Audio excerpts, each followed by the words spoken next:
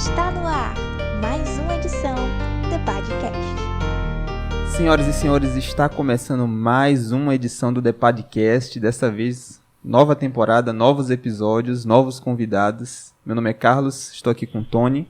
Fala, galera. E hoje nós vamos começar falando sobre avivamento e nada melhor do que chamar um grande pastor da nossa igreja, pastor Raimundo Campos. Seja muito bem-vindo. Prazer, meu amigo. Prazer meu estar aqui. Há muito tempo, né, que a gente estava já desejando esse momento. Maravilha.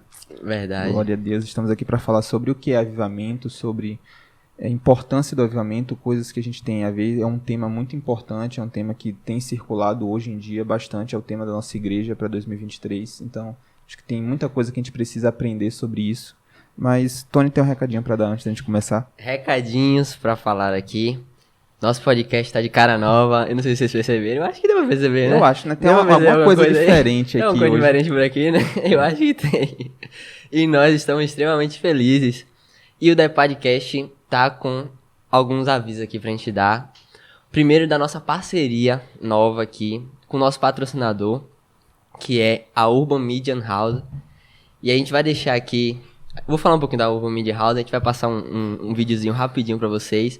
Mas tudo isso aqui é por conta da Urban, é por conta do nosso amigo Christian, que está nos proporcionando tudo isso daqui. E a gente quer dar um presente pra você que assiste o The Podcast. O que é a Urban Media House? É um estúdio completo para que você possa fazer suas gravações, seja de podcast, seja de conteúdo para suas redes sociais, conteúdo em chroma key, tudo completo. Então você está vendo toda essa qualidade aqui. E você que assiste o The Podcast, você que quer fazer um trabalho parecido aqui no estúdio para sua igreja, quer fazer um trabalho para o seu negócio, se você tem um negócio, você quer profissionalizar essa parte de produção de conteúdo, a Urban tá aqui para te ajudar. E se você assiste o The Podcast, você tem um prêmio que a gente vai deixar aqui para vocês, que a gente conversou ali com o nosso amigo Christian. A gente tem um cupom de desconto aqui para você, The Podcast 10. E esse cupom é para você ter 10% de desconto no seu primeiro serviço aqui com eles. Então, se você usar esse desconto, você entrar em contato com eles aqui, a gente vai deixar o Instagram. Também tem o QR Code que tá aí na tela, para vocês acessarem, entrarem em contato com a Urban. E vai lá, porque foi um grande presente pra gente aqui. E a gente queria agradecer muito a Urban, agradecer muito a Christian por conta disso. E também temos um outro patrocinador, que é a nossa lojinha, né, que já tá aqui com a gente há muito tempo. Então, se você quer adquirir as camisas bonitas aqui da Depad, você pode ir lá no Depad Store, lá no Instagram. Também temos canecas bonitas, copos bonitos também, tipo esse aqui, copos bonitos. E você vai lá no Instagram, segue lá a Urban, segue lá o Depad Store. E é isso, meus amigos, recadinhos do dia. Muito importante. Mas então, vamos começar falando a respeito desse tema que ficou muito popular recentemente, sim, né? A gente tem algumas coisas que aconteceram e que faz com que ele tenha se tornado popular.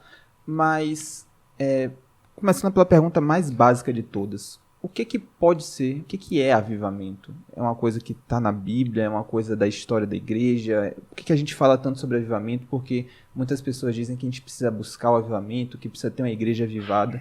O que seria o avivamento? Nesses últimos dias, nós estamos tratando lá do avivamento na nossa lição, né? Da Escola Bíblica Dominical.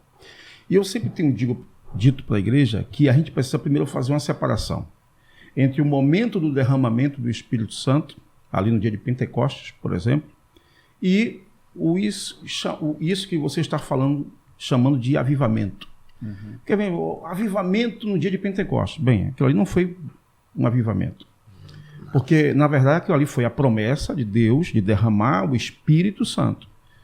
A partir do momento que a igreja perde aquela identidade, a igreja se distancia daquele modo de viver que adquiriu depois do derramamento do Espírito Santo, a igreja passa a necessitar desse chamado avivamento. Não, o nome avivamento já está dizendo, não precisa ser nenhum especialista para entender que avivamento é fazer vivo novamente. Avivamento é trazer de volta, é um retorno. No nosso caso, é um retorno aos princípios da palavra de Deus, é um retorno à oração, é um retorno à busca de Deus, à vida em santidade, etc. Aquele desejo de ganhar almas é um retorno. Uhum. Então a gente precisa separar. O dia de Pentecostes foi o derramamento do Espírito. prometido lá pelo profeta Joel. Sim. E você lembra, né? Que no Antigo Testamento tínhamos uma nação, Um povo, era através dele que Deus se manifestava, era nele que Deus se manifestava. Sim. Mas agora Joel diz uma coisa inusitada: derramarei do meu espírito sobre toda a carne. Sim. Agora, eu, você, todos nós, e por isso mesmo é que Pedro, lá já no capítulo 2, 38, 39, Pedro vai dizer: essa promessa diz respeito a nós, a nossos filhos, a tantos quanto estão longe e a tantos quanto Deus, nosso Senhor, chamar. Essa linguagem de Pedro, ela coaduna com a linguagem de Joel, que o Senhor derramaria do seu espírito sobre toda a carne. Então, esse derramar do espírito sobre toda a carne, que se deu no dia de Pentecostes, foi o início do derramamento do espírito, não somente para israelitas, mas para todos. Tanto é que o pessoal que ouviu a mensagem de Pedro disse assim: varões, o que nós faremos então? Você crê no Senhor Jesus, seja batizado e recebereis o dom do Espírito Santo. Então vocês não precisam ser israelitas, judeus, vocês só precisam crer no nome de Jesus. Então ali, esse foi o marco, foi o início, foi o derramamento do Espírito. Agora, a partir dali, a igreja, em dado momento da igreja, a igreja se afastou. E aí passamos a necessitar de um avivamento.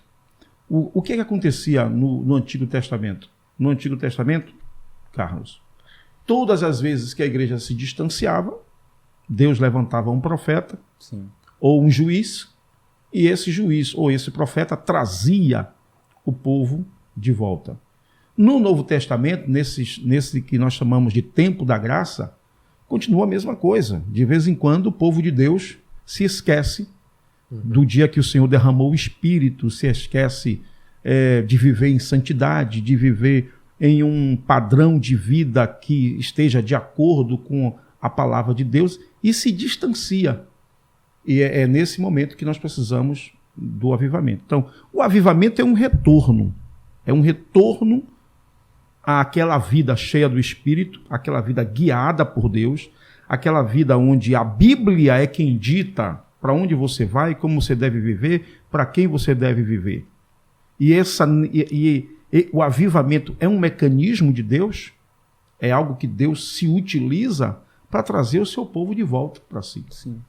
Então, é algo que parte de Deus, né?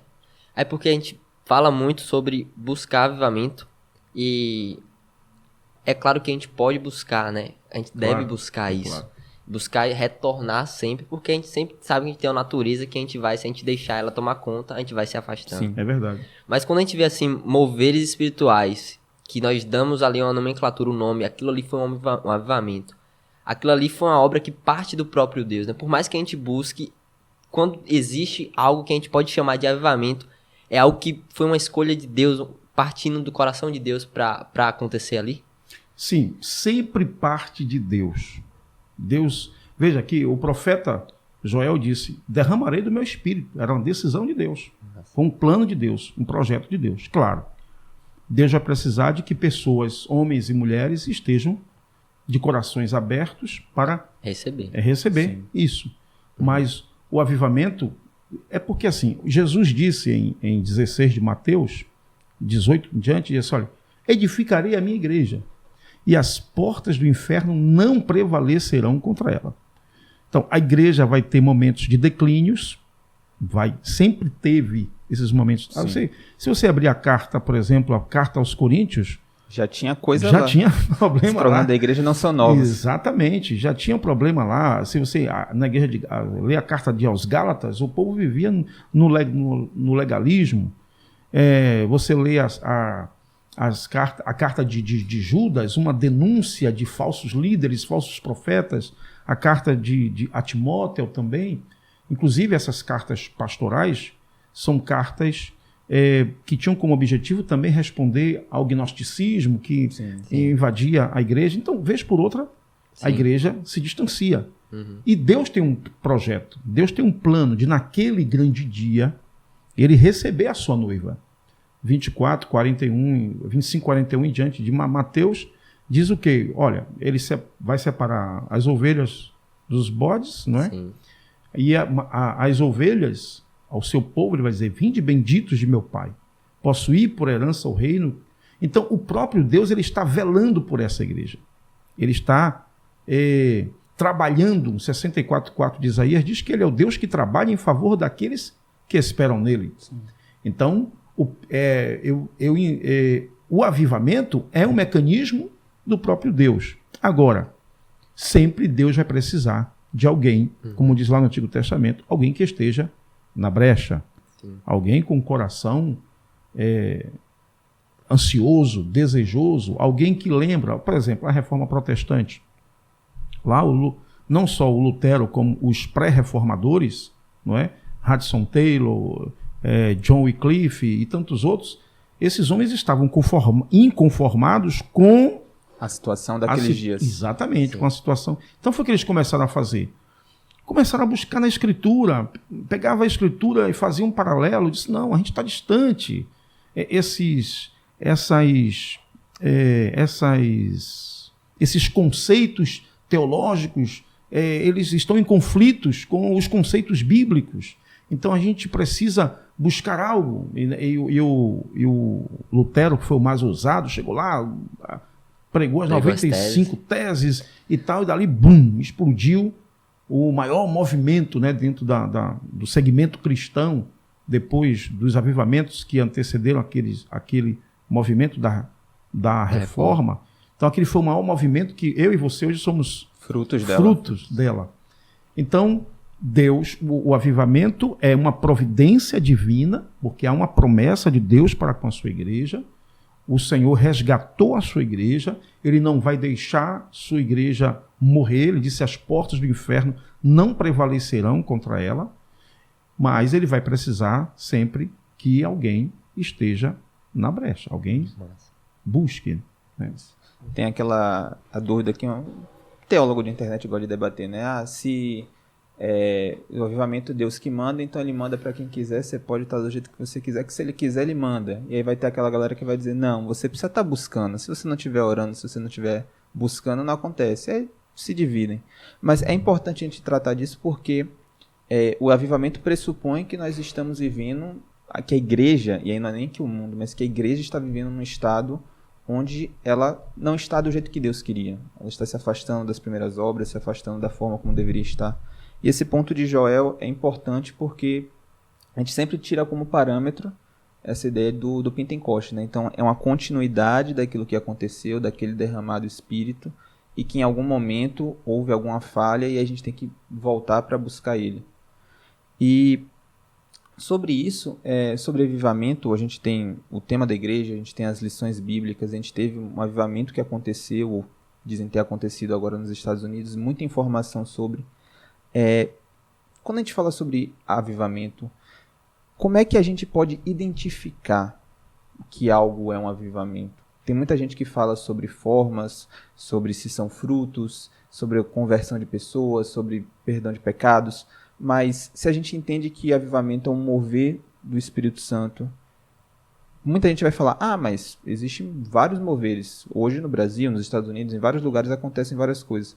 Como é que a gente pode diferenciar aquilo que o Senhor já tem feito com esses eventos específicos que geralmente ficam marcados na história como aquilo ali foi um período onde Deus avivou aquela igreja, aquela região, aquele país?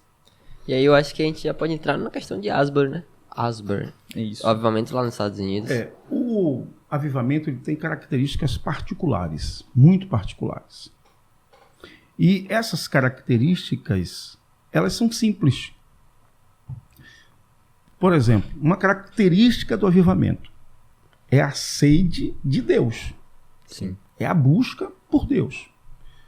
Você se desliga totalmente, você quer Deus. A história, por exemplo, da Rua Azusa conta que o Joseph Samuel, ele ia pregar de noite, ele chegava de manhã para orar e ficava lá até a noite, orando. E olhe que não era não era um lugar cheio de pessoas, era ele e uns 2 ou 3. A Depois- gente às vezes glamoriza muito a gente isso. glamoriza acho muito. mas às vezes a nossa reunião, que às vezes a gente acha até chata de oração na nossa igreja local, a mesma situação era aquela desses momentos históricos. Exatamente. Olha, talvez eu e você, que estamos acostumados. Ontem à noite eu estava num culto lá em Pirajá, um culto maravilhoso, o pessoal tocando, cantando, maravilha. E nós que estamos acostumados com isso, e a gente até considera em certo ponto um avivamento, nós não queríamos ficar lá talvez das 9 da manhã até 8 da noite de joelhos dobrados, orando com Joseph Samuel, numa sala abafada, sem ar-condicionado, era um armazém, não é? E ali orando, dizem que ele ficava com a cabeça dentro de um caixote, orando ali, buscando a Deus, não tinha conforto nenhum. Fora as próprias Né? dificuldades físicas que ele já possuía. Sim, já possuía, ele tinha um problema de visão, né? Ele tinha um problema de peso, então uma série de coisas, mas esse cara... Então, o avivamento é caracterizado primeiro por esta sede de Deus. Segundo, o avivamento é, a partir daí, você quer comer a palavra. Você quer encontrar Deus, porque você sabe que você só pode saber quem Deus é de fato através da sua palavra. Se você, por exemplo, abrir ali em Neemias capítulo 8, que para mim é uma das maiores referências de avivamento no Antigo Testamento, de retorno a Deus no Antigo Testamento, você vai ver, por exemplo, que o povo ficou desde a alva até o meio-dia em pé, ouvindo a palavra de Deus. Aí no versículo 8 diz que os levitas que estavam junto com Esdras, ensinando, espalhados no meio do povo, ensinava de forma que explicava, fazia com que o povo entendesse a Escritura. Isso porque aquela geração que estava ali era uma geração que já não falava mais a língua materna. E os escritos estavam na língua materna. Então, eles pegavam da língua materna e traduziam para a língua daquele povo.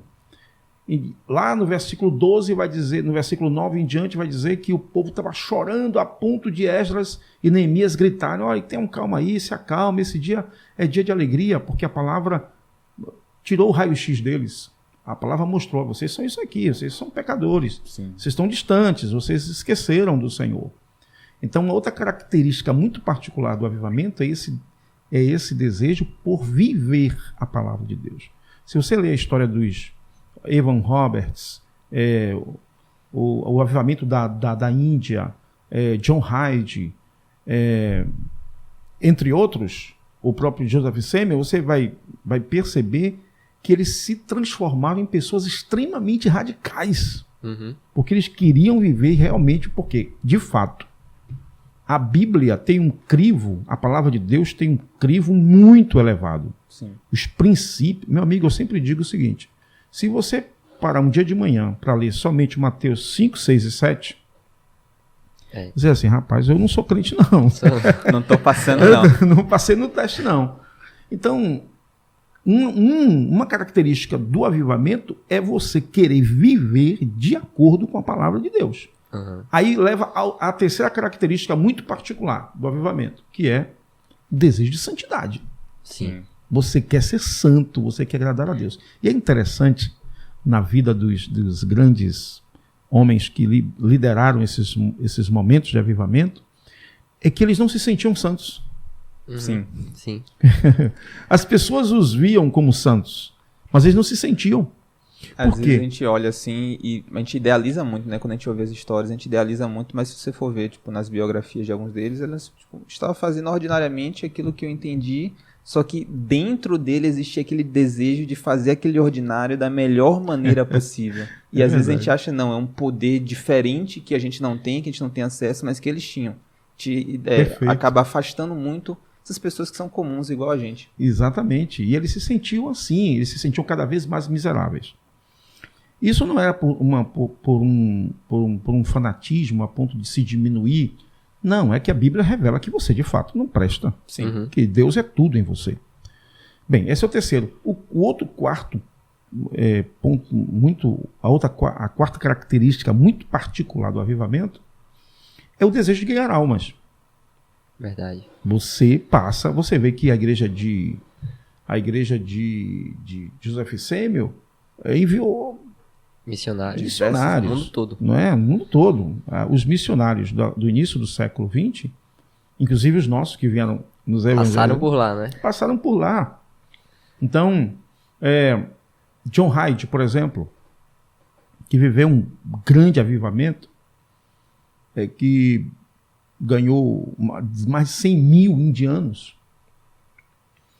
John Hyde, o que ele queria, o camarada fez um propósito de ganhar uma alma por dia, depois fez o propósito de ganhar 2, depois 3, depois chegou a 10.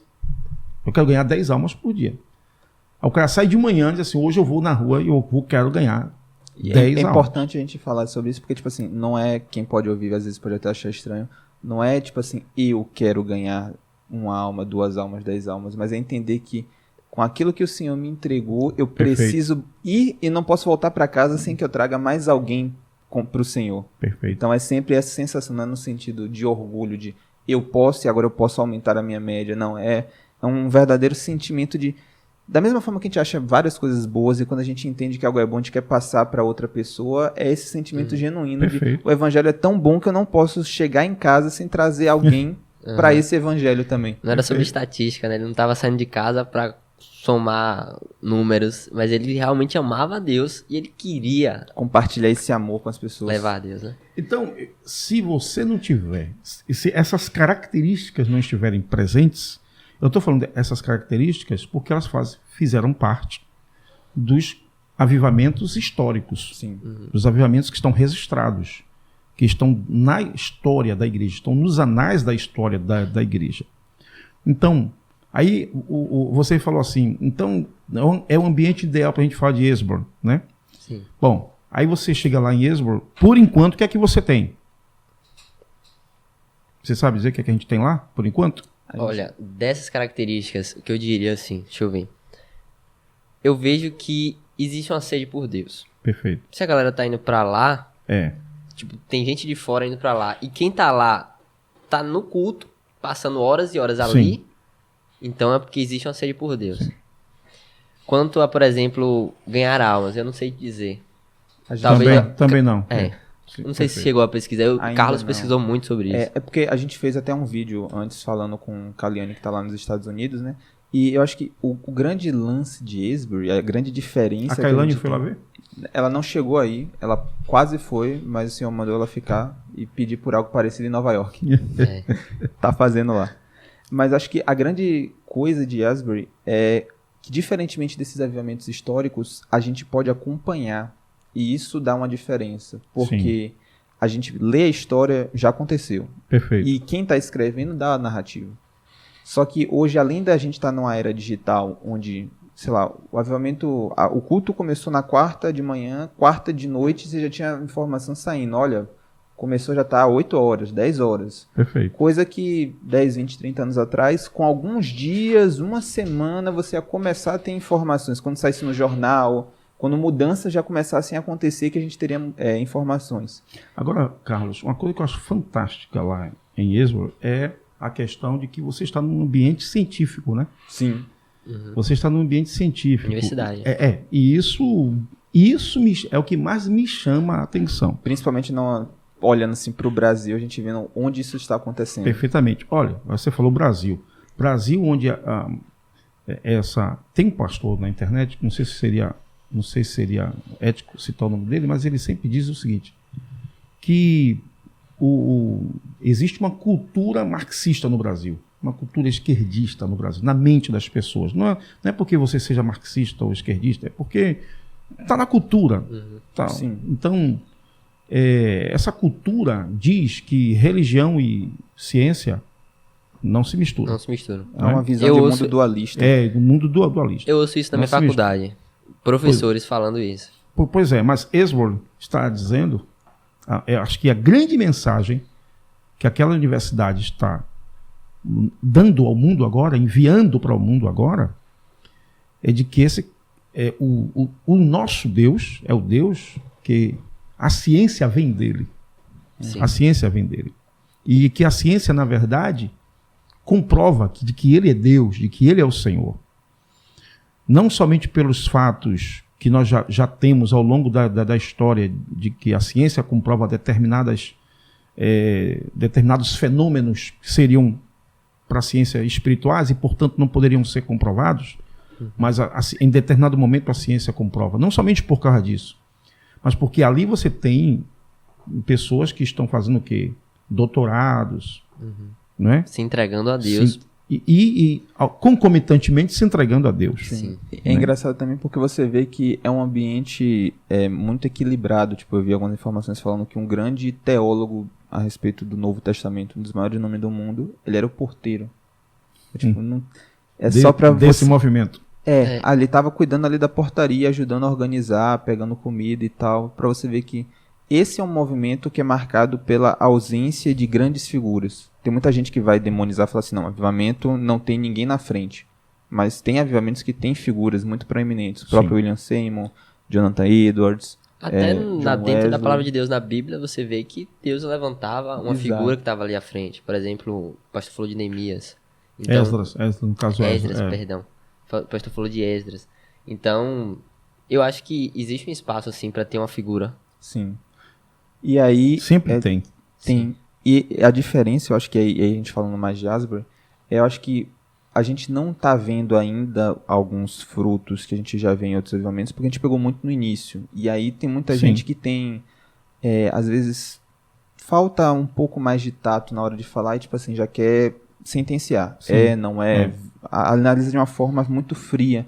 Sendo que eu acho que a grande mensagem que pelo menos me passou é você ver jovens que simplesmente querem buscar a Deus, que querem abandonar tudo, jovens, adolescentes, pessoas novas, que é numa realidade onde os Estados Unidos ele vive uma grande realidade de pode ser um país que vai ser pós-cristão daqui a alguns anos. Então é um país onde você tem a sua juventude que está se afastando de Deus. Então serve também de mensagem para a gente, de olhar e ver essa sede por Deus é o que mais chama a atenção, de ver que eles estão se dedicando, eles estão atrás. E aí, quando começou a acontecer, pessoas de outras universidades foram lá e já saíram tentando levar isso para suas universidades. Então, é como um fogo que vai se alastrando por vários lugares. Eu acho que essa é a grande mensagem. Se é um avivamento ou não, no sentido técnico da gente analisar a questão teológica, a gente vai descobrir essa resposta daqui a algum tempo. Mais tarde. Perfeito. Mas a grande farol que abre é mostrar que, para quem tinha dúvida, Deus ainda faz. E que você não precisa ter nada, você não precisa ser alguma coisa, ter alguma coisa, você só precisa ter um coração contrito e quebrantado que ele não se afasta.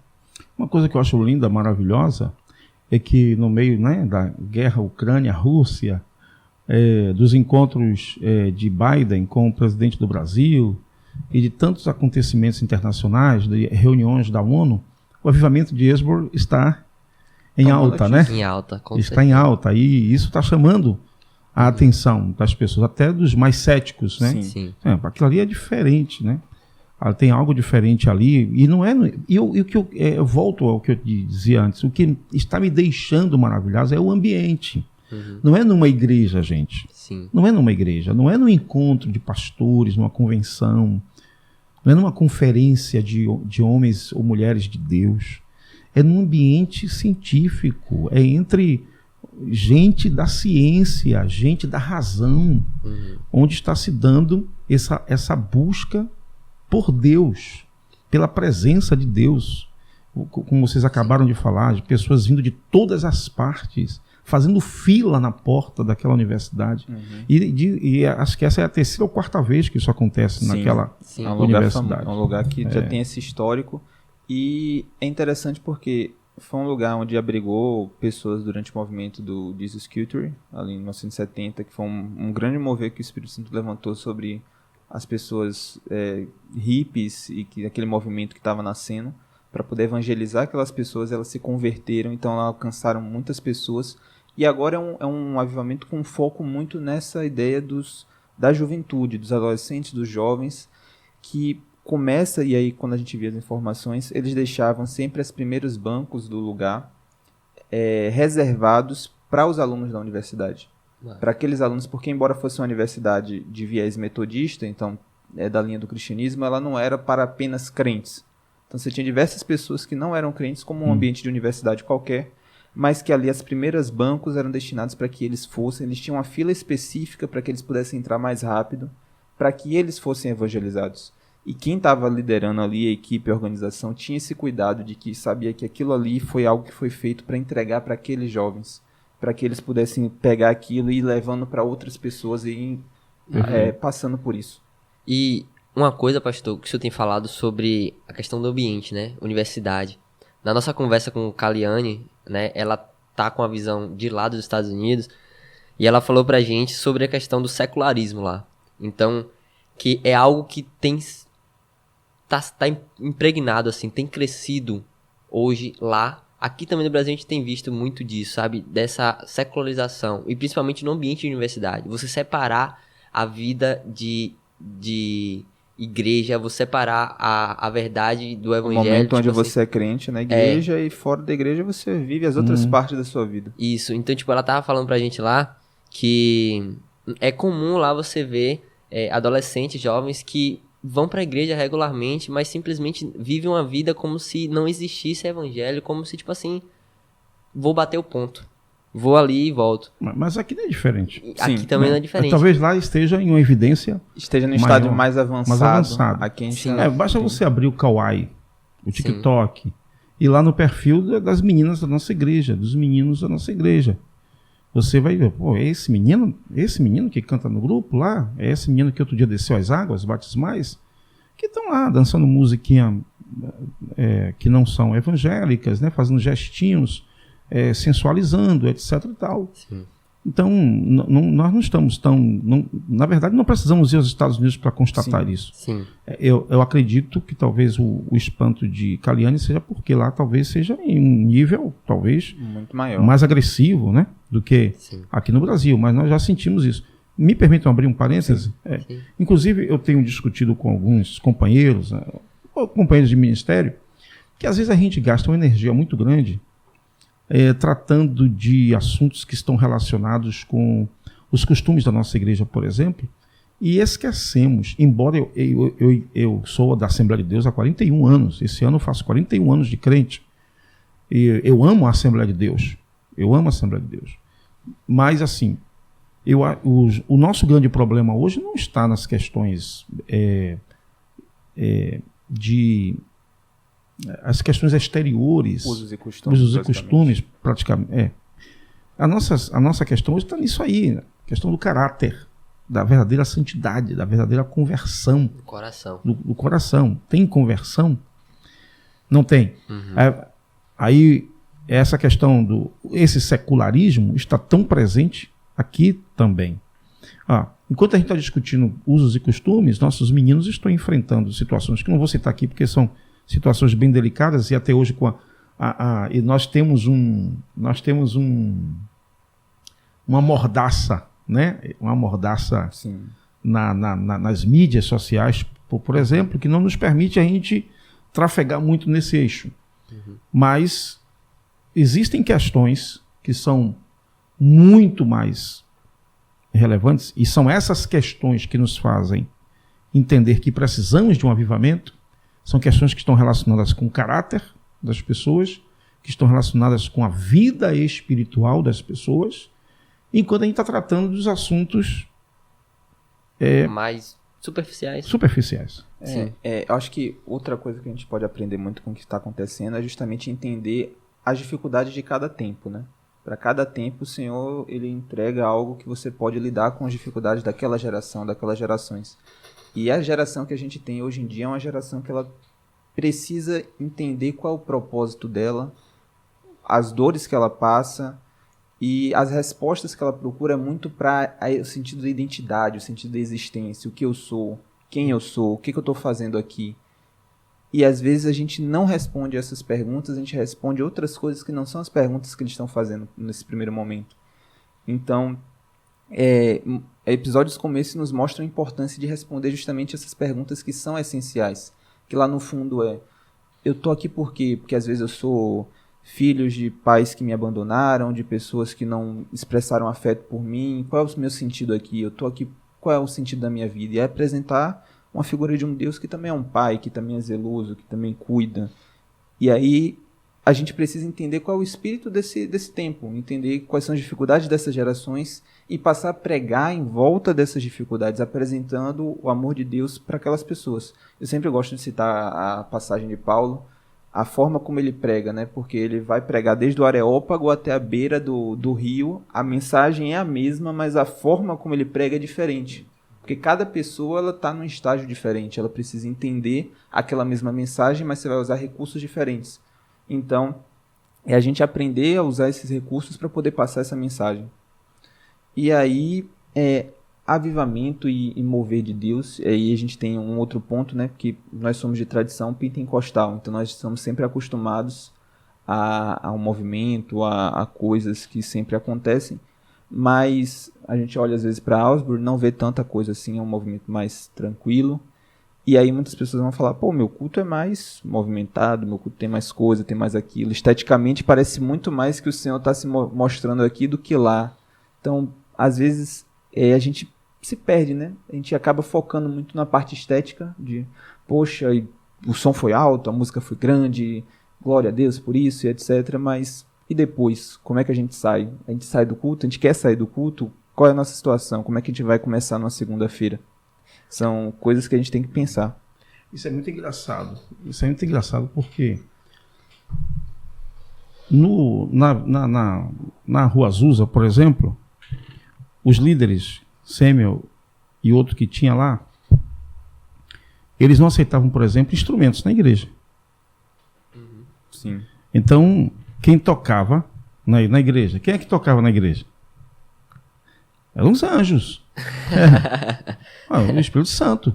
Era a capela, né? A galera... Era a capela. Outra coisa, os hinos. Que hinos cantavam? Não se aceitava inário na Rua Azusa. Não se aceitava inário. Hoje a gente santifica o inário. Se não cantar um hino do inário... Se não tiver harpa. Se não tiver, por exemplo, inário harpa cristã, tem que abrir e cantar o inário cristã, porque se não tiver, não é santo, não é liturgia. Tá, mas os nossos pais não usavam o inário. Eles acreditavam que a música vinha na hora, revelado por Deus na hora. Então alguém cantava aquilo que era revelado na hora. Era tipo o que tem hoje, tipo espontâneo. Não sei se... Hoje tem uma moda assim do espontâneo, né? A pessoa tem uma música, aí ela vai e começa a ministrar aquela música. Só que no meio da música ela começa a puxar assim o que vem na hora, né? Começa a orar, começa a falar e vai. Mas o espontâneo já é aquela coisa, né? Você já tem uma música pronta. Sim. E aí você mas lá não. Ela descia na hora. É os primórdios do espontâneo. Os primórdios do espontâneo, a raiz. Aí você tem outra situação. Você tem o que hoje? Você vai em algumas igrejas que nós chamamos aqui na Bahia, acho que outros estados também chamam de igreja do reteté. Aí você tem pandeiro, né? Você tem o pessoal vestido de branco. Aqui em Salvador, especialmente, no Rio de Janeiro. Por quê? Acredito eu que isso está mais relacionado com a nossa cultura mesmo. Né? Nós somos de uma cultura de africanos, de índios, né? Então, principalmente aqui na Bahia. Então, o reteté aqui tem essa característica. Então, essa estética não interessa muito. O que interessa é, de fato, a essência do movimento. Essa estética, por exemplo, lá em Esbor, é um estilo mais batista, mais tradição metodista, né? Muito metodista, muito compenetrado, e sempre do próximo. Também tem a questão da cultura daquele povo ali. Né? É interiorzão. Imagine, olha, eu fui em Guiné-Bissau em 2017, passei em Guiné-Bissau, em Gâmbia, em Cabo Verde, em Senegal. Eu amei Guiné-Bissau, povo muito alegre, muito parecido conosco. Mas como é o culto em Guiné-Bissau? É muita dança, é muito grito, é muita alegria, muita espontaneidade. Mas os nossos pais aqui, Gunnar Wingren e tudo, como era? Você lembra de uma época, vocês são meninos, né? Mas você lembra de uma época que não podia guitarra era pecado? Lembro não. Graças a Deus. Graças a Deus. Guitarra, bateria. Não podia entrar bateria. Bateria não podia entrar. Ô, amo na bateria. igreja. Ô, graças a Deus que eu Pois nasci é, um pouquinho qual mais é o pra cá. mal da bateria? Qual é o mal da bateria? A Bíblia fala lá dos tambores, né? De Israel, os tambores, os instrumentos de cordas. Qual é o mal? Então, isso são detalhes que, na verdade, tanto faz você tocar, tendo na igreja esses elementos. Eu estou falando no contexto do avivamento, né? Sim. Ou não, porque a essência não é isso. Isso aí vai depender da cultura, vai depender do local. Então, um avivamento entre tribos indígenas. Você teria o quê? Um avivamento entre uma igreja indígena que se afastou dos princípios, aí ela recebe um avivamento. Você vai ter o quê ali? Você vai ter os elementos da cultura indígena ali. Aí eu e você que não somos indígenas, chegarmos lá, o que é que nós vamos dizer? Não, isso aí não é avivamento não, isso é outra coisa. Porque o avivamento para mim aqui é outra coisa. Tem como você, Carlos, falou, tem a estética é diferente. Só que, na verdade, o avivamento não tem a ver com a estética. Sim. O avivamento tem a ver com valores. Valores que estão encerrados na palavra de Deus, que estão encerrados numa vida de oração, que estão encerrados numa vida cheia do Espírito Santo. Agora, de acordo com a minha cultura, eu vou manifestar essa alegria, esse gozo, não é? Essa festa que está acontecendo lá em Êxodo, de acordo com a minha cultura. Se o que estivesse acontecendo em Êxodo acontecesse lá na Paralela, como é que seria? Não seria da mesma forma. Não seria da mesma forma.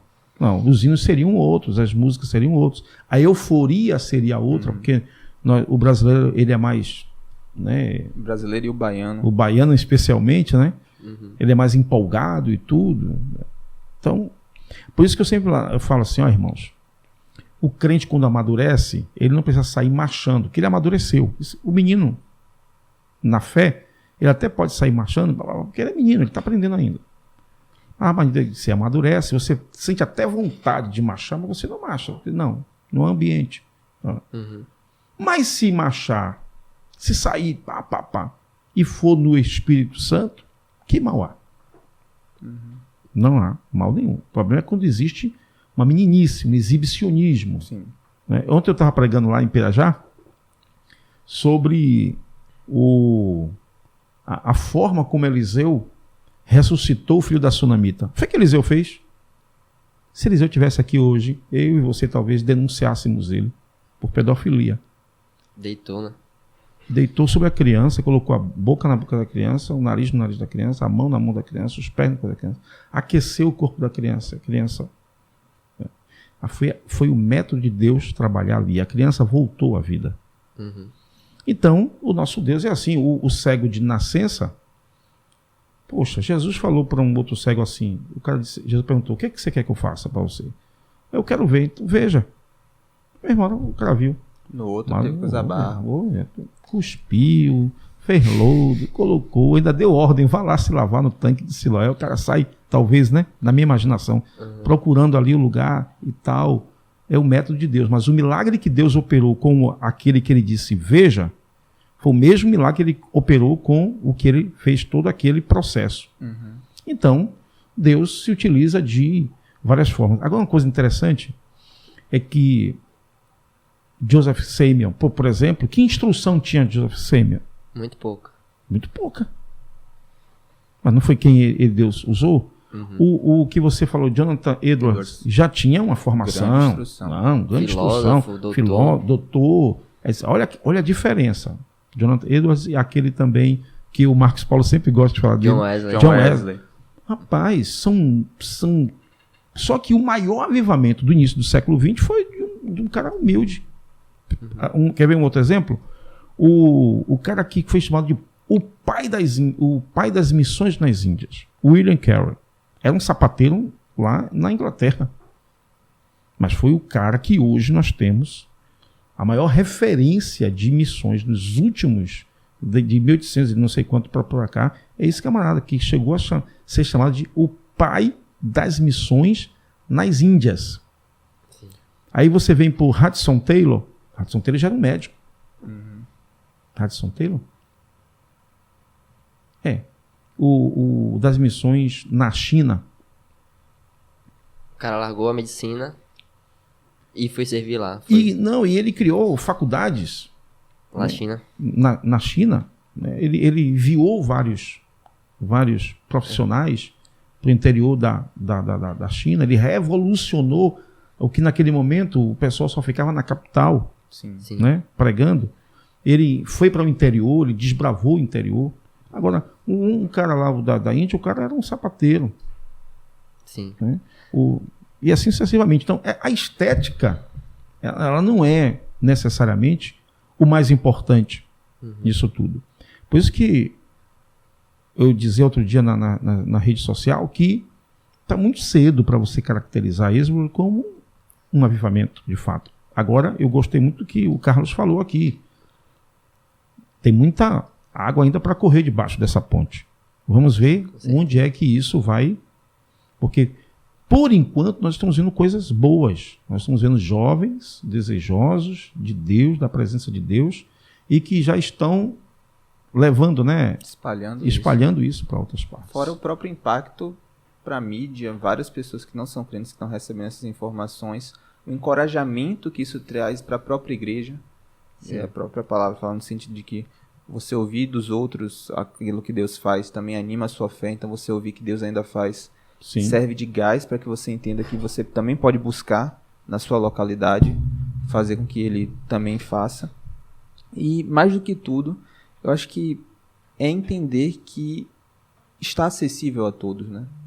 Deus tem várias promessas que ele deixa a todos, mas que a gente peca porque a gente não sabe pedir direito. A gente peca porque a gente não consegue entender da forma como a gente tem que estar posicionado para poder chegar nisso. E muitas vezes exemplos como esse servem para nos mostrar que, olha, se você fizer de uma forma diferente, se você buscar um pouco mais, você também consegue chegar, você também consegue receber isso que Deus tem disponível para você, porque ele está pronto para dar para todo mundo. E eu também gosto daquele versículo que fala que Elias era como semelhança de homem, e dele orou pedindo para que não chovesse, não choveu, ele orou pedindo para que chovesse e choveu. Mostrando que não são super-homens que fazem essas grandes vitórias, mas que são homens comuns. É justamente em homens comuns que a graça de Deus se manifesta de uma maneira sobrenatural, porque ele entende que ele não é ninguém, que ele não faz nada, que ele não pode nada, mas apenas com a ação do Senhor que ele consegue alguma coisa. Agora, pastor, eu tenho uma dúvida. O senhor no início falou de Joel, né? A profecia lá em Joel, capítulo 2. E sobre a relação dela com o dia de Pentecostes, quando Pedro vai lá e fala, né? Isso é aquilo que havia sido profetizado pelo profeta Joel. Mas eu já ouvi algumas pessoas falando no seguinte, que a profecia de Joel, ela teve ali o seu início no dia de Pentecostes, mas que ainda haveria de se cumprir ela de maneira completa nos últimos dias, que existe uma promessa bíblica, que seria ali em Joel, de um grande avivamento mundial, assim, sobre todo mundo, nesses últimos dias que antecedem a volta de Jesus, antecede ali o dia do Senhor, né? Que ali em Joel ele fala que seria antes do dia do Senhor, não é isso que está escrito lá? Então, tipo, essa promessa, ela já de fato se cumpriu lá em Pentecostes, ou existe ainda uma base para a gente acreditar e esperar esse grande avivamento final nos últimos dias? O que o senhor vê sobre isso? Olha, eu entendo que eu e você precisamos primeiro analisarmos o que está escrito no Novo Testamento sobre os últimos dias. Né? Se você for observar a mensagem do Novo Testamento sobre os últimos dias, você não vai encontrar lugar para um avivamento de grande expressão. Paulo disse que nos últimos dias muitos apostatariam da fé, dando ouvido a espíritos de demônios. O sermão de Jesus no Monte de Mateus 24 mostra que não haverá grandes movimentos nos últimos dias. A igreja, por exemplo, na parábola das virgens loucas e as virgens prudentes, você vê a igreja praticamente metade é louca, metade é prudente. Tem uma passagem naquele texto que me chama a atenção, que diz que, tardando o noivo, todas adormeceram. Adormeceram tanto as Prudentes quanto as loucas. quanto as loucas. E adormecer na Bíblia nunca é um bom sinal. Nunca é um bom sinal. Então veja, se aquele texto retrata a história da igreja na Terra, nos dias que antecedem a vinda de Jesus, então nós temos ali um problema muito sério. Então, dormiram todas. E quando o disse, aí vem o noivo, já foi a hora que o noivo estava abrindo a porta para entrar. Uhum. Aí você vê as outras passagens do Antigo Testamento que estão relacionadas com os últimos dias, tanto na palavra do apóstolo Paulo como nas demais cartas, que não são de autoria do apóstolo Paulo. A perspectiva é assim triste. Sim. Não há esperança para um grande mover do Espírito Santo. Jesus disse assim, olha, que os dias da vinda dele seria como os dias de Noé. E veja bem, diz, comiam, bebiam, casavam, davam-se casamento. E tem uma expressão naquele texto assim, e ninguém o percebeu, até que Noé entrou na arca com sua família.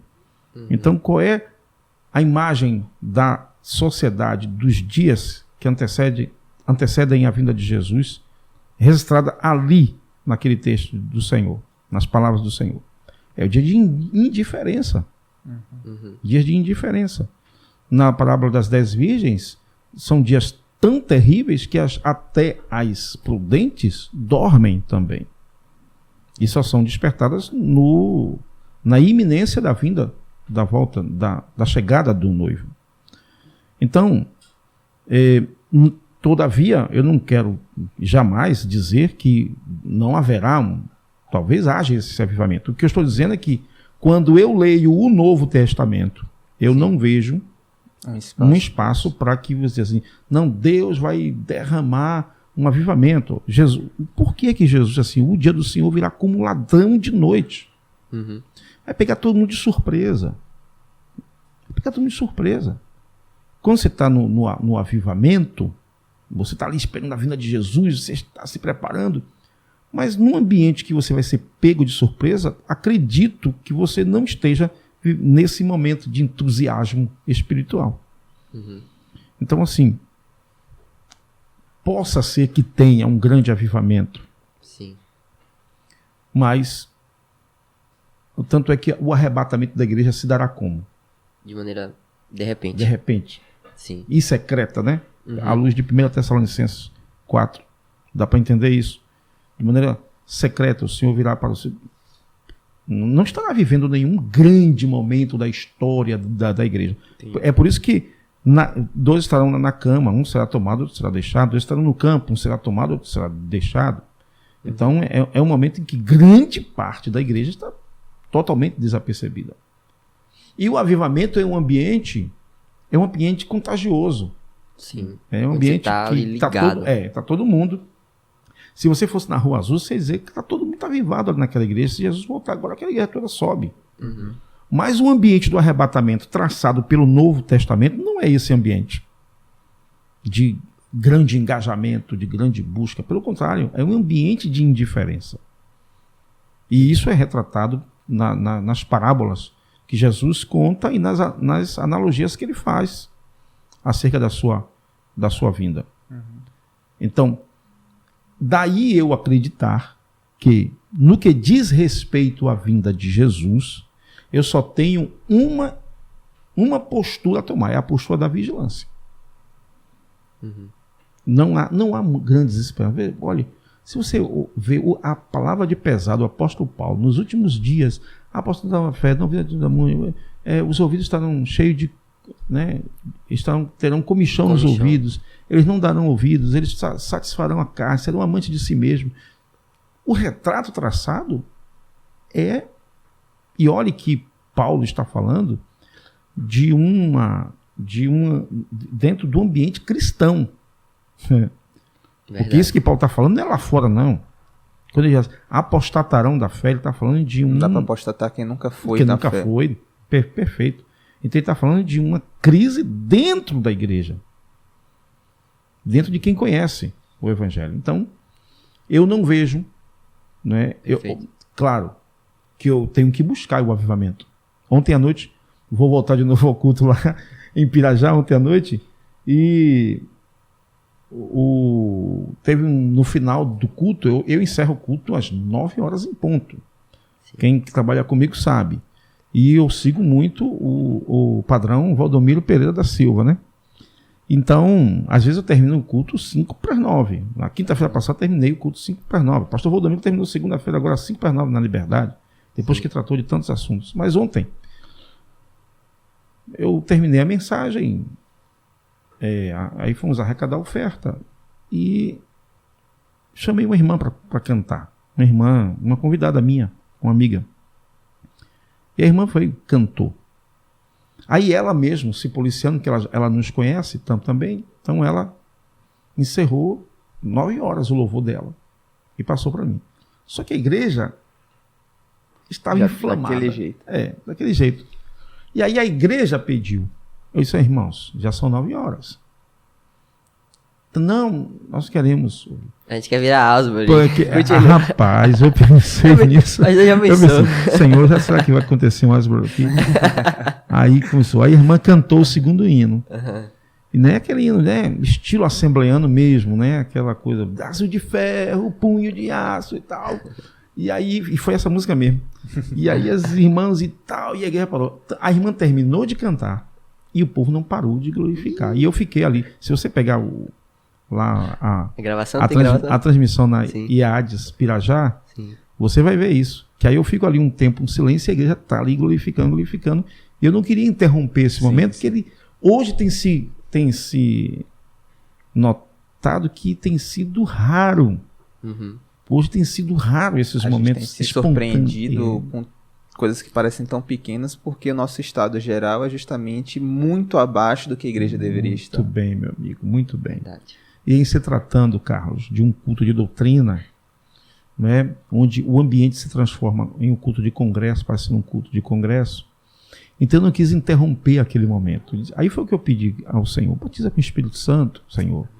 Derrama dons espirituais aqui agora no meio do jovem. E ontem a mensagem que eu preguei foi voltada para os jovens, né? Eu preguei ontem sobre a geração que receberá o cajado.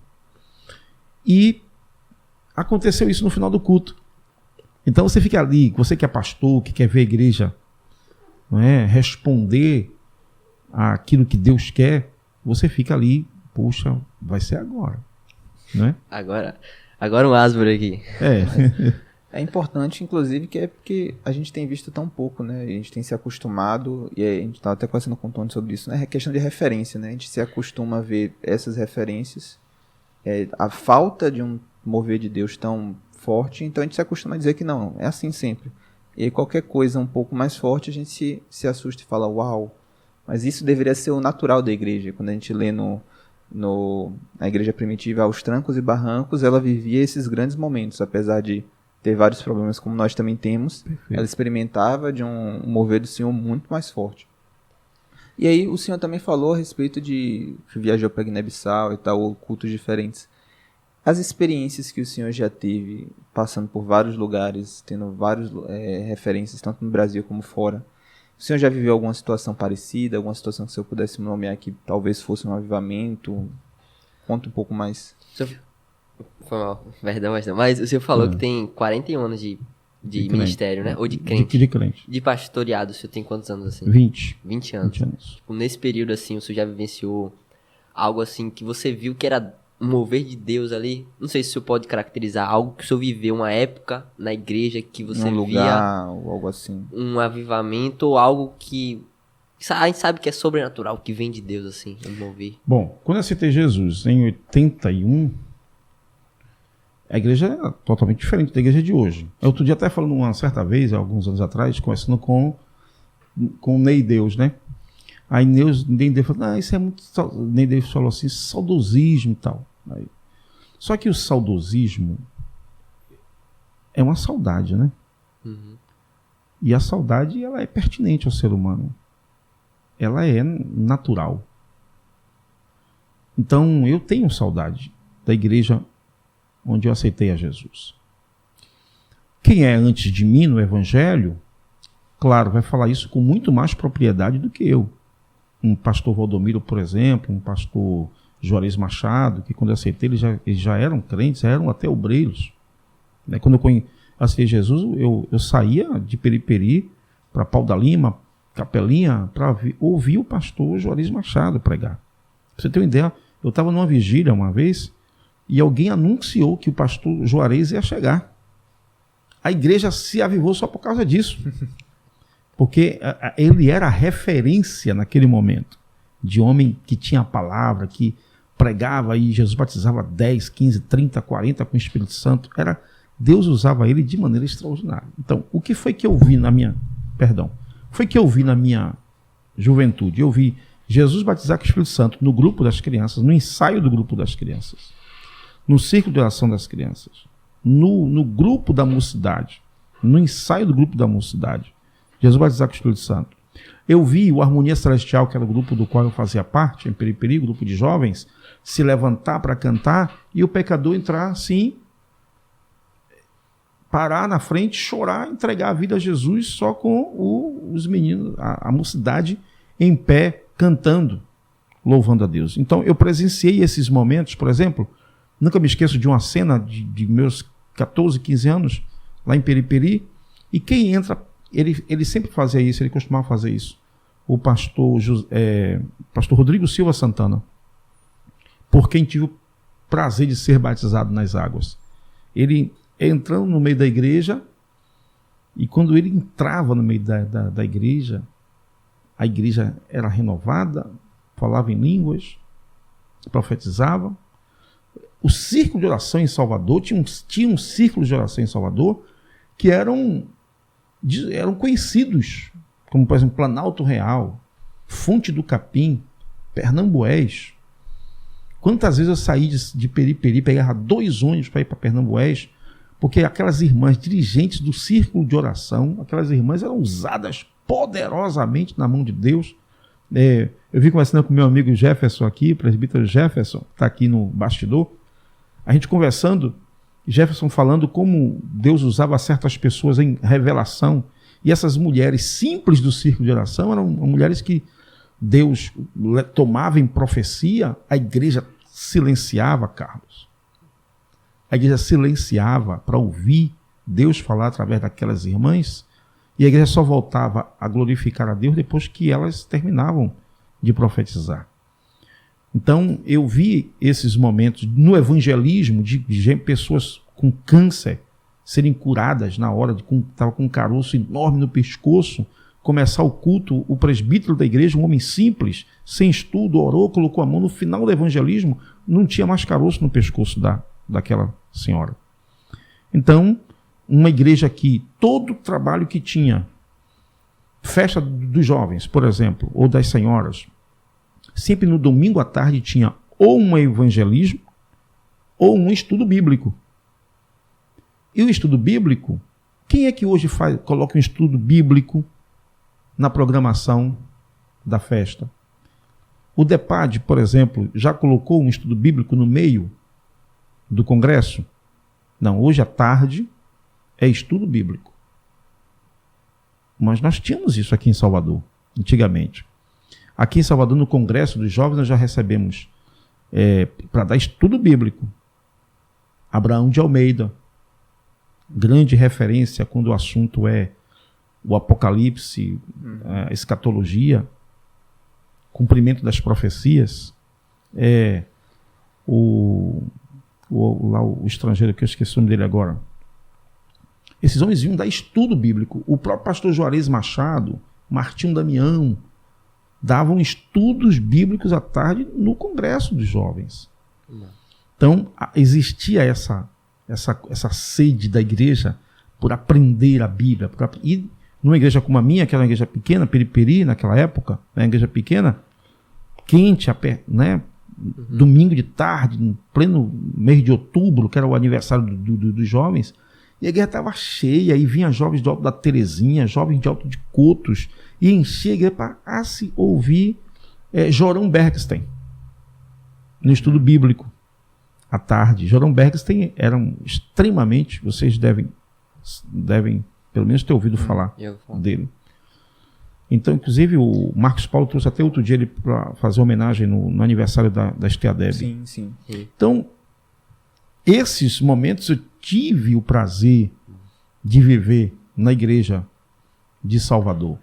Da gente caminhar, por exemplo, quantas vezes nós caminhamos de Periperi para Paripe a pé, para Mapele a pé, Ilha de São João a pé, para participar de cultos de jovens que Jesus batizava com o Espírito Santo. Quantas vezes nós fomos atravessando para Alto das Pombas, era um dos melhores cultos de mocidade que nós tínhamos aqui em Salvador, porque o menino que estava lá, que eu esqueci o nome dele, o líder da mocidade, era um jovem cheio do Espírito Santo, que pregava com ousadia a palavra de Deus. Então, eu não vou dizer para você que eu vivi dias o que nós chamaríamos de um avivamento, mas pelo menos dias em que a igreja era mais fervorosa. Uhum. Perfeito. E isso o senhor data de quando, assim, pastor? 80? Década de 80, início da década de 80. 81 foi quando eu aceitei a Jesus. Massa. 82, aceitei a Jesus. Tinha 13 anos. E como foi que o senhor, tipo, percebeu, assim, que isso foi se perdendo, talvez, assim? O senhor percebeu, assim, tipo, década de 90 já foi mudando? Final da década de 80 para início da década de 90, começou a se dar o boom a questão da educação. Vamos por aqui. Até meados da década de 80, era pecado ir para faculdade, para alguns pastores. Era pecado. Achava que todo mundo que entrava na faculdade se desviava. Ok?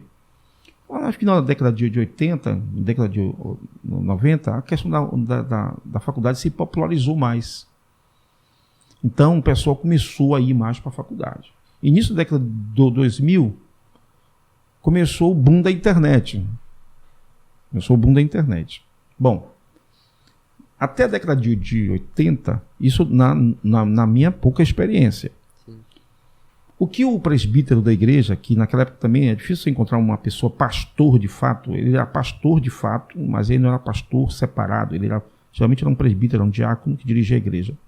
O que queriam me dizer na igreja? A gente seguia a risca. Se faculdade é pecado, a gente não ia para a faculdade. Uhum. Só que depois, com a popularização da educação, o avanço, a abertura de faculdades, a chegada da internet, dos computadores, as pessoas começaram a correr atrás disso. Então, na minha leitura, elas passaram a ver o mundo de forma diferente. O mundo não era mais aquilo que era desenhado pelas lideranças da igreja. Então, o pessoal começou a pensar por si. Não, eu posso ser obediente ao pastor, temente a ele, mas eu posso também ir para a faculdade. Então, nós passamos a viver mais para nós. Então, o que foi que começou a tomar conta de nós? Naquela época, nós, os jovens, eu acordava 5 da manhã para ir para o ciclo de oração 6 horas da manhã, de domingo. E olha que na minha juventude, por causa da minha vida, eu vivia uma pobreza muito grande, de passar fome mesmo. Então eu estudava e trabalhava. Então eu saía do trabalho e ia direto para a igreja. Ou eu saía da escola e ia direto para a igreja. Hoje em dia não existe mais isso. Hoje em dia, se você faz faculdade, você está cansado, você não vai. Hoje em dia você escolhe qual é o culto que você vai. Com quem você vai ouvir? Bom, eu vou segunda, porque o pastor Valdomiro está lá pregando. Mas quarta-feira é o pastor Raimundo, não é o presidente da igreja, não é o pastor da igreja, então eu não vou. Mas naquela época era diferente. A gente trabalhava e estudava e ia para a igreja. Então, o fato de nós passarmos a viver mais para nós mesmos, a correr mais atrás dos nossos sonhos. Na minha juventude, eu queria viver os sonhos de Deus. Então, eu alimentava, por exemplo, profecias que eram proferidas para mim. Eu sonhava em ir para o campo missionário. Era o sonho dos jovens daquela época. Todo jovem que era líder de mocidade, eu fui líder de mocidade há algum tempo, todos nós queríamos ser pastores, queríamos ser pregadores. Hoje não, nós queremos ser engenheiros, nós queremos ser, que não é errado, claro, mas deixamos, por outro lado, ainda ontem preguei sobre isso para os jovens lá do nosso setor, deixamos de lado a gana por querer viver para Deus. Eu posso ser até médico, mas eu quero fazer isso para cumprir o meu ministério. Sim. Hoje em dia não, a gente quer fazer isso para ganhar dinheiro, para ter status, ter um apartamento, que não é pecado essas coisas. Mas se isso ser o centro, se torna o pecado. Se torna um pecado, perfeitamente. Então, eu acho que essa é a grande diferença. Ó, amigo, eu ia para o culto na Assembleia de Deus com o dedo marcando já o local, dentro da Bíblia, marcando já o local que eu queria para ir. Falar assim, Senhor, usa o irmão Carlos para me dar uma oportunidade, que eu quero dar uma palavra hoje, eu quero pregar. Hoje em dia você é assim, o Carlos, vem aqui dar uma palavra. Assim, o Carlos vai, não, amanhã. Pastor pegou de surpresa. Mas Carlos é pregador, pastor. Carlos é pregador. Aí diz assim, ó, aí ainda chega lá e fala assim, irmão, fui pego aqui de surpresa, não sabia. Rapaz. Dá dor no coração, né? Dói. Não precisa falar. Precisa falar. Deixa Deus usar. Deixa Deus usar. Não, mas a gente já ia preparado. Uhum. Os jovens queriam pregar. E hoje em dia nós não temos mais isso. Foi o meu apelo ontem para os jovens. Os púlpitos estão clamando, o ministério da palavra está clamando. E para quem é que nós vamos passar o cajado? Perfeito. Exatamente. Inclusive tem aqueles livros famosos, né, de Ravenhill, que fala porque está do pleno avivamento, oração de avivamento, onde ele basicamente fala isso, né?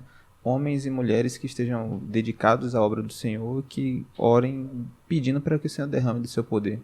Às vezes é o que falta justamente na igreja, pessoas que estejam nesse sentido. Pastor, muito obrigado por ter aceitado o nosso convite. Estamos aqui muito satisfeitos.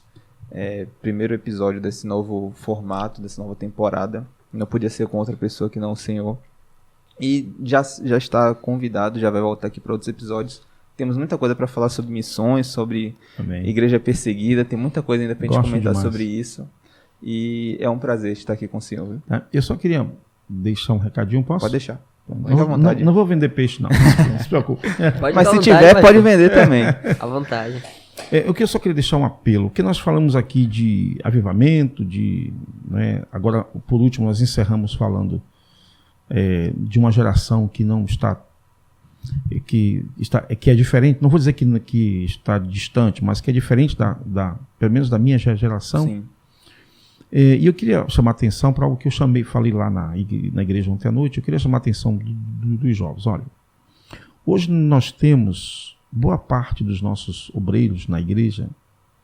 Claro que nós temos grandes homens de Deus. A gente poderia até citar alguns deles aqui nominalmente. Aqui no nosso ministério, por exemplo, da Assembleia de Deus em Salvador, nós temos grandes homens de Deus, a começar do nosso presidente. Mas boa parte hoje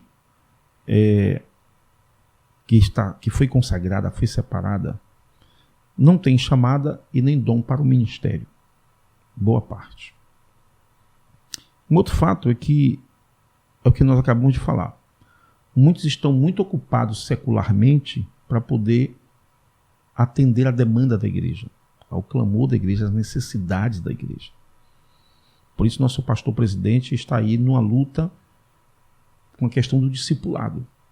Porque muitos de nós não nos dedicamos às pessoas, que estamos muito ocupados secularmente.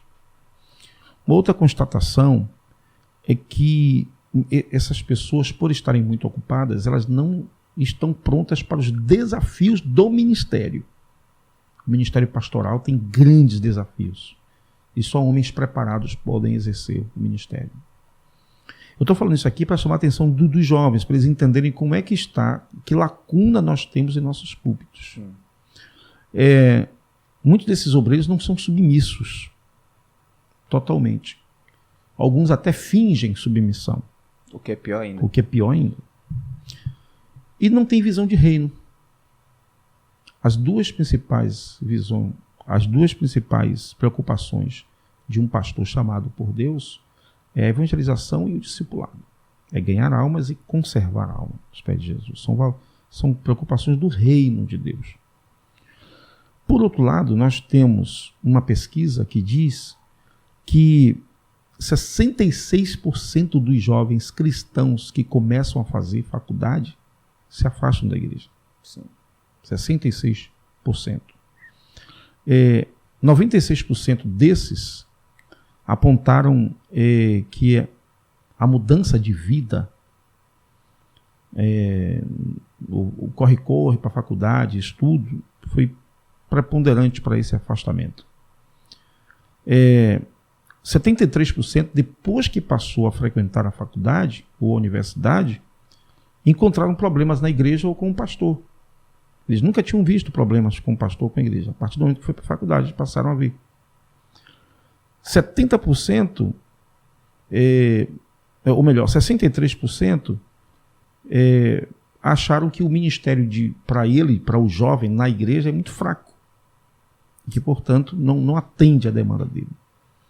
Então, 47% dos que deixaram a igreja disseram que a faculdade desempenhou um papel em sua ausência por pelo menos um ano da igreja. Então, o que nós temos? Nós temos na igreja obreiros que não atendem àqueles requisitos que estão na Bíblia para ser um obreiro, um homem chamado por Deus. E nós temos a geração que deveria ocupar essa lacuna preocupada ou enfraquecida na fé por conta de ideologias. Uhum. Então eu queria terminar aqui minha participação nesse podcast importante dizendo para os jovens, para os adolescentes, existe um clamor nos nossos púlpitos, no ministério. Nós estamos, quem está preocupado com as coisas de Deus sabe que nós estamos preocupados sobre a quem vamos passar o cajado, ou para quem vamos passar o cajado. Quem vai dirigir a nossa igreja? Quem vai pastorear nossos filhos? Porque nós já temos uma crise hoje, agora. Eu estou falando porque eu trabalho como pastor de setor. Se o pastor Valdomiro estivesse aqui, a experiência dele ainda é maior, porque ele é o presidente da nossa igreja em Salvador. Uhum. E sabe as dificuldades que nós temos para encontrar homens de Deus de fato, comprometidos com o reino de Deus, e que estejam dispostos a gastar suas vidas pelo reino e pelas outras vidas, e por outras vidas. E por outro lado, nós temos uma geração de jovens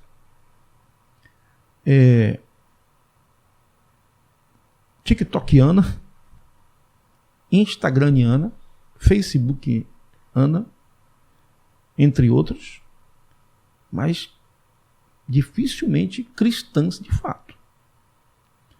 Então, eu faço apelo aqui, a galera do DEPAD, os meninos, os jovens, adolescentes. Eu sei que o Ney Deus, o Rafael, eles têm garimpado aí, eles têm encontrado muita gente boa, muita gente de valor. Então, meu apelo é que essas lideranças, o Rafael, o Ney, eles continuam garimpando e, como é que nós dizemos hoje? Mentoreando essa galera. Pastor, inclusive, isso é um projeto que a gente vê muito no coração de Ney, através principalmente da Escola de Vocacionados.